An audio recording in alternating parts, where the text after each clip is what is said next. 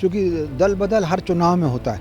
वो सिंधिया जी का आप हटा दें, क्योंकि करीब 50 से 60 सीट ऐसी हैं जहां पर या तो सैबोटेज है या फिर विद्रोही है। इस बार मुझे एक एक सीट का चुनाव होता था, इस बार मुझे एक एक वोट का चुनाव दिख रहा है। नमस्कार, बहुत स्वागत है आपका TV9 मध्य प्रदेश छत्तीसगढ़ पर। मैं हूं आपके साथ आमिर खान। मध्य प्रदेश के विधानसभा चुनाव में जहां राजनीतिक दल पूरी ताकत के साथ चुनावी मैदान में उतर चुके हैं, तो वहीं इस विधानसभा चुनाव पर वरिष्ठ पत्रकार रमेश शर्मा का क्या कुछ नज़रिया है और वह इस विधानसभा चुनाव को कैसे देखते हैं। सर, एक बड़ा लंबा अनुभव है आपका भी पत्रकारिता के क्षेत्र में। कई चुनाव आपने देखे, कई मुख्यमंत्रियों के कार्यकाल आपने देखे। इस बार का जो 2023 का विधानसभा चुनाव, उसे कैसे देख पा रहे हैं? देखिए, इस बार का जो 2023 का विधानसभा चुनाव होने वाला है वो पिछले काफ़ी चुनावों से अलग है।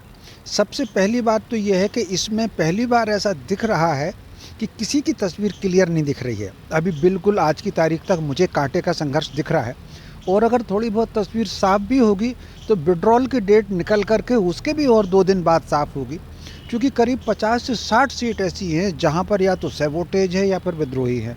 इनको मनाने की कोशिश चल रही है। ये लोग कितने मानते हैं कि नहीं मानते हैं। इनमें से कुछ लोग ऐसे ज़रूर होंगे कि दिखाने के लिए मान जाएंगे, लेकिन घर में बैठ जाएंगे, चुपचाप बत्ती देंगे। दूसरी एक, इस पहले चुनाव में दोनों पार्टियों ने, जो प्रमुख दावेदार हैं भारतीय जनता पार्टी और कांग्रेस, वो दो बात अपने खुद के इतिहास से अलग चल रही हैं दोनों। पहली बार भाजपा ने जितनी लोक लुभावन इस चुनाव में घोषणाएं की हैं, उतनी लोक लुभावन घोषणाएं इससे पहले कभी नहीं की हैं। कांग्रेस ने थोड़ी बहुत तो की हैं, लेकिन भाजपा ने पहली बार की है। इसके अलावा दोनों पार्टियां नकारात्मक मुद्दों पर बहुत ज़्यादा है, एक दूसरे पर आरोप। किसी ने अगर एक बयान दिया तो पूरा दिन उस बयान की प्रतिक्रिया में दूसरा राजनीतिक दल लगाता है, ये इसमें बहुत ज़्यादा है। तो इस चुनाव में पहली बार ऐसा भी दिख रहा है कि आमतौर पर एक एक वोट का चुनाव होता था, इस बार मुझे एक एक सीट का चुनाव होता था, इस बार मुझे एक एक वोट का चुनाव दिख रहा है। फिर भी सैबोटेज पर बहुत निर्भर करेगा। मोटे तौर पर अभी आप पूछ रहे हैं तो मुझे रीवा संभाग में भाजपा की कुछ सीटें कम होती दिख रही हैं। मालवा में, इंदौर संभाग में, जिले की बात नहीं कर रहे हैं, डिवीजन में, हाँ, पूरे संभाग में, इंदौर संभाग में भाजपा की कुछ सीट बढ़ सकती है। रीवा संभाग में भाजपा की कुछ सीटें कम हो सकती हैं। ग्वालियर संभाग में अभी बिल्कुल क्लियर नहीं है। भोपाल संभाग में मुझे यथास्थिति जैसी स्थिति लग रही है। कुछ सीटें कम होने की स्थिति दिख रही है, लेकिन कुछ सीटें बढ़ भी रही हैं। तो भोपाल संभाग में मुझे यथास्थिति जैसी दिख रही है। फिर भी अपन 5 तारीख को लगभग अनुमान के साथ और अच्छी चर्चा करेंगे। सर, इस बार का जैसा आपने कहा कि बाकी के चुनाव से बहुत अलग है और पहली बार ऐसा चुनाव देख रहे हैं। केंद्रीय मंत्री भी इस बार चुनावी मैदान में है, भाजपा कांग्रेस भी पूरी ताकत झोंक रहे हैं, तो भी कुछ अलग समीकरण बदलते हुए नजर आएंगे सर? देखिए, ये इसका कारण ये दिख रहा है, जो केंद्रीय नेता भी आ रहे हैं, घोषणाएं भी आ रही हैं, कि 2018 में दोनों पार्टियों को ऐसा लगता था कि उन्होंने थोड़ी थोड़ी गलती की है।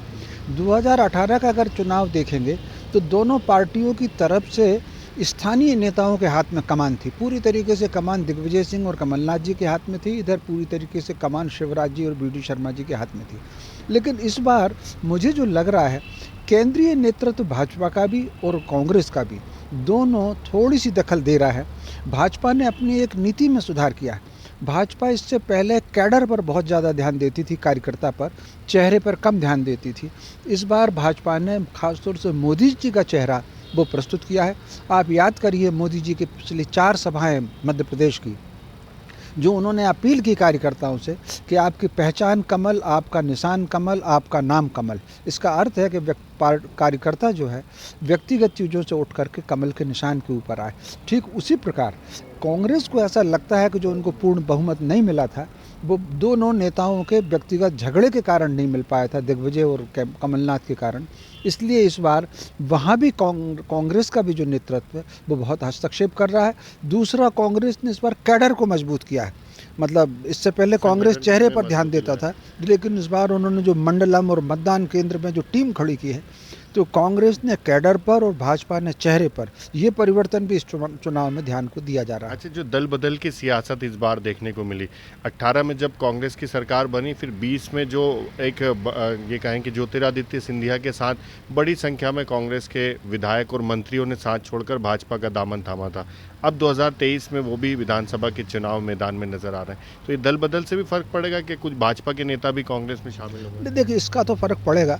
क्योंकि दल बदल हर चुनाव में होता है। वो सिंधिया जी का आप हटा दें, क्योंकि अब ऐसे दल बदल मध्य प्रदेश के इतिहास में केवल 2 बार हुआ है। एक 1967 में हुआ है, गोविंदानंद सिंह के नेतृत्व में 36 विधायकों ने छोड़ा था, फिर सिंधिया जी के नेतृत्व में। बाकी ये जो हर चुनाव में थोड़ा बहुत दल बदल होता है और थोड़ा बहुत फ़र्क पड़ता है, तो दल बदल का प्रभाव जितना पिछले चुनाव में था उतना ही इस बार है। लेकिन इस बार जो बगावत है, उस बगावत का कितना फ़र्क पड़ता है, ये देखने की बात होगी। बिल्कुल, बहुत धन्यवाद सर।